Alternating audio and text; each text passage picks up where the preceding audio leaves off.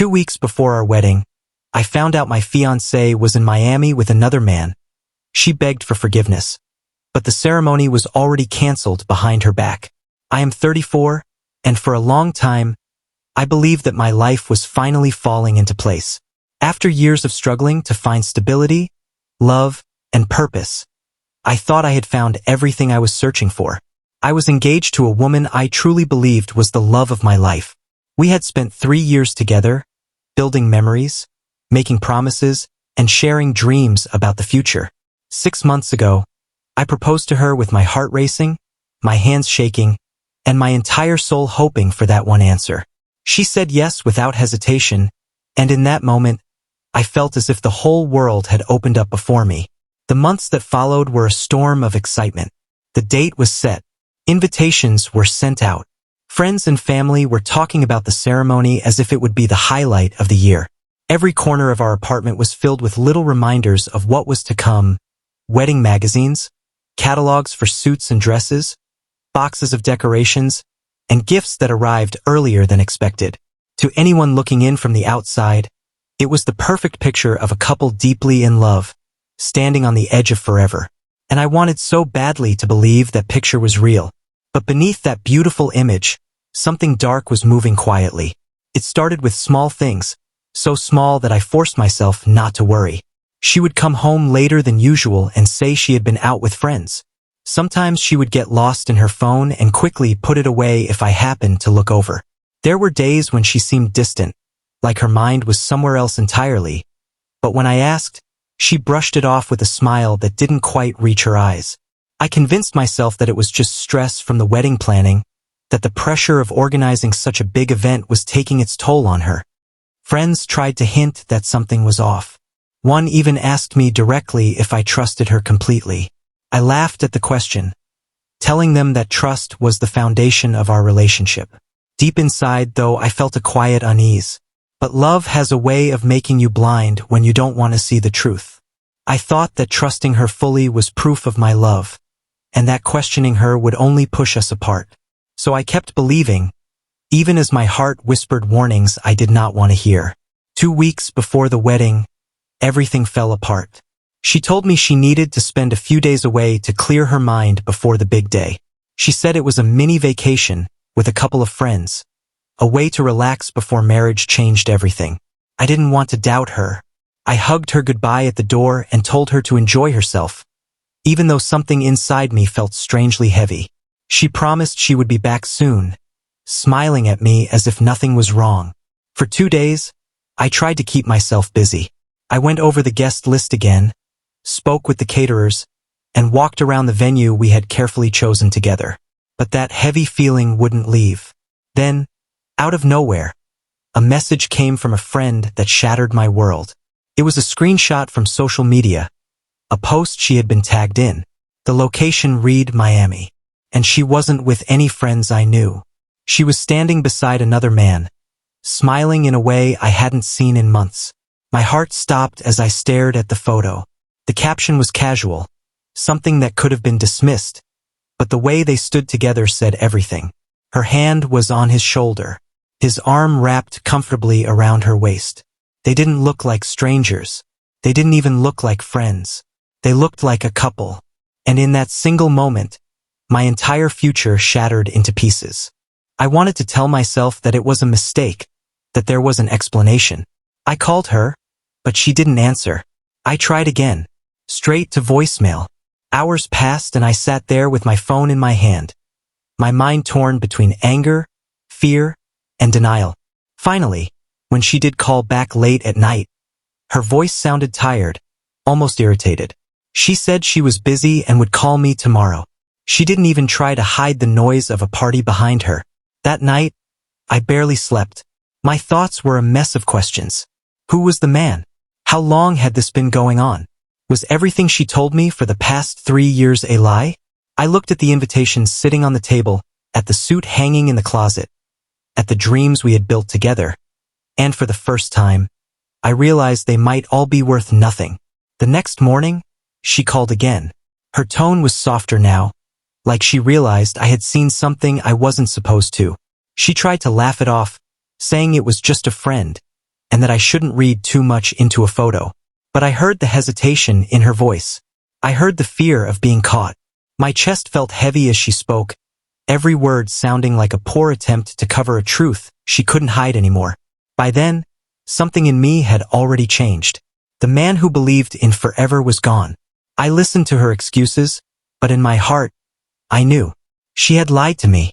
She had betrayed me. And the life we were supposed to build together had already fallen apart before it even began. The morning that changed everything began like any other.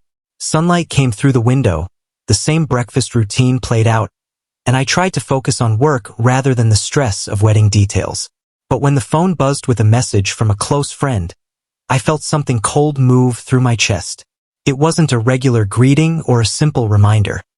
It was a screenshot, a photo that showed a familiar face, standing in an airport, bags packed, holding the hand of someone who was not me. First, I refused to believe it. My eyes burned as I stared at the image, telling myself it could be old. It could be a mistake, maybe even a coincidence. But then more messages followed, each one showing the same truth from different angles. Plane ticket to Miami. Smiles shared with someone else. A weekend that was supposed to be spent with me, instead spent with another.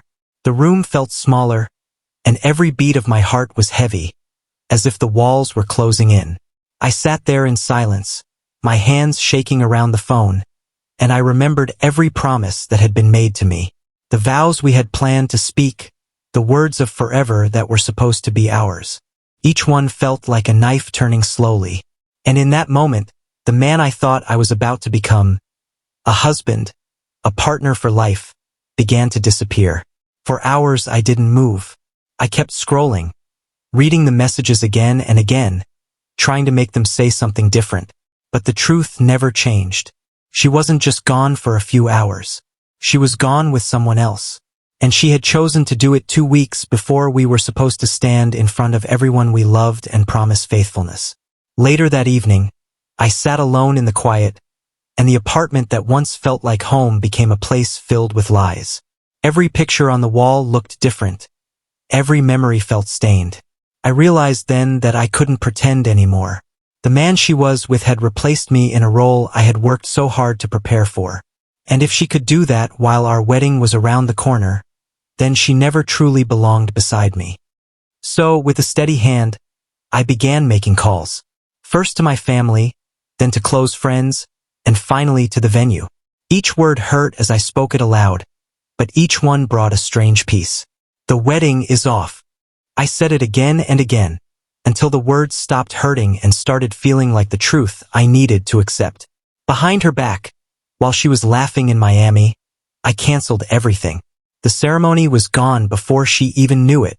The next day, she returned from her trip as if nothing was wrong. She walked through the door smiling, dropping her bag near the couch, talking about the weather and the flight like it was any other day. I sat there, watching her every move, and for the first time in years, I felt like I was looking at a stranger. The woman who had promised me forever was standing in front of me, but her eyes no longer held the same light. I wondered how many times she had looked at me and lied, how many moments she had shared with him while pretending she was mine. She noticed I was quiet, asked if something was wrong, but I only nodded and gave short answers. Inside, a storm was building. My heart wanted to shout, to demand answers, to ask why she chose to break me right before our wedding. But my mind was cold and still. I realized that if I exploded, she would twist the story. She would cry and try to paint herself as the victim. Instead, I chose silence. I chose patience. For days, I pretended to be the same person she knew. I went to work. I cooked dinner. I sat beside her on the couch. But at night, when she slept peacefully by my side, I was planning. I looked at the joint account we had opened for the wedding. I looked at the car papers that were still under my name. I looked at the apartment lease signed by me alone. Each detail was a weapon, and each one gave me a way out without leaving a trace behind. The more I thought about it, the more my pain transformed into a calm determination. She had chosen to betray me at the edge of our new life, and I would respond in a way that she would never forget. I knew that if I wanted closure, I could not beg her to stay or demand an explanation. I needed to leave nothing behind for her to hold on to. When the weekend came, she mentioned having plans to go out again with friends. I nodded, told her to enjoy, and watched as she left dressed beautifully, smiling like the world belonged to her. The moment the door closed, I took action. The first step was the bank. I transferred every dollar from our joint account into my private one. The screen glowed with numbers that once represented a shared future but now belonged solely to me. I could almost hear the sound of a door locking shut behind her. Next, I took the car keys. The vehicle was registered under my name, bought with my credit, but she had been driving it for months as if it were hers.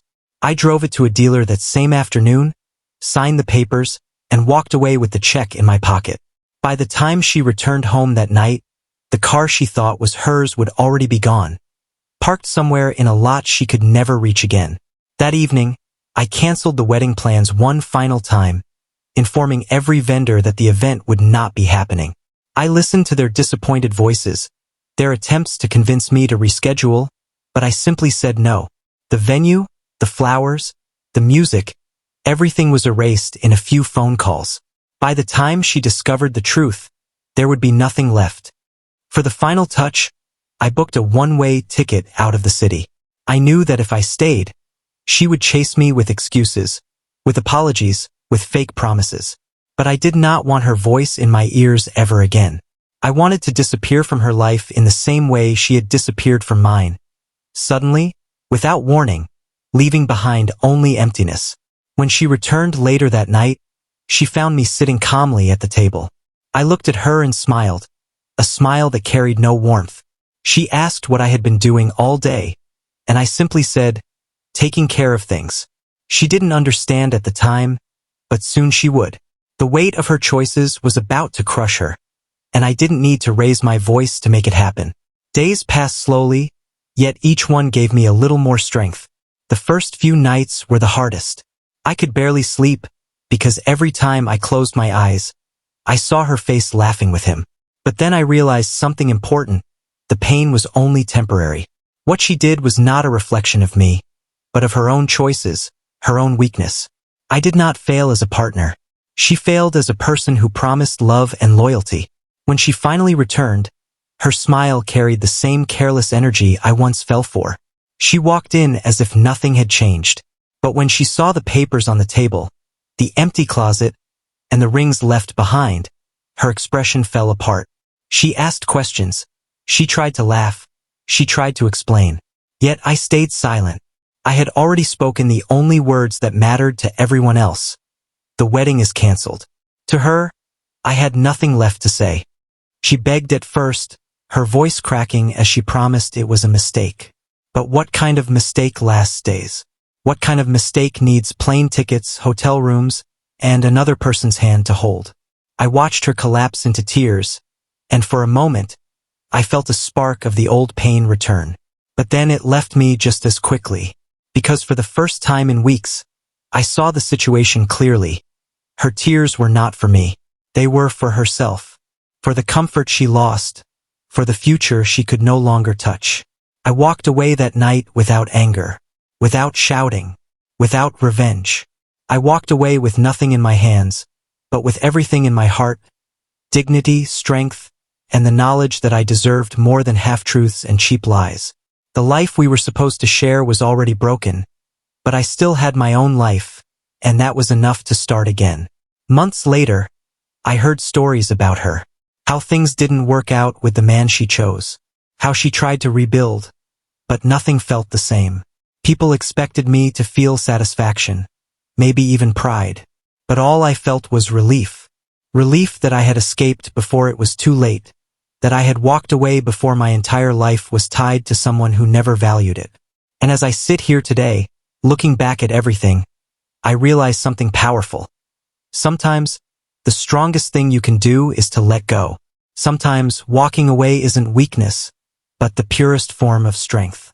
I was broken, yes, but I did not fall apart forever. I stood back up, piece by piece, and built a future that she could never be part of. So this is my story. The story of a wedding that never happened, a love that wasn't real, and a betrayal that freed me more than it hurt me. If you're reading this, Remember one thing, never settle for someone who treats you as an option. Choose yourself, choose peace, and choose a life where you never have to beg for loyalty.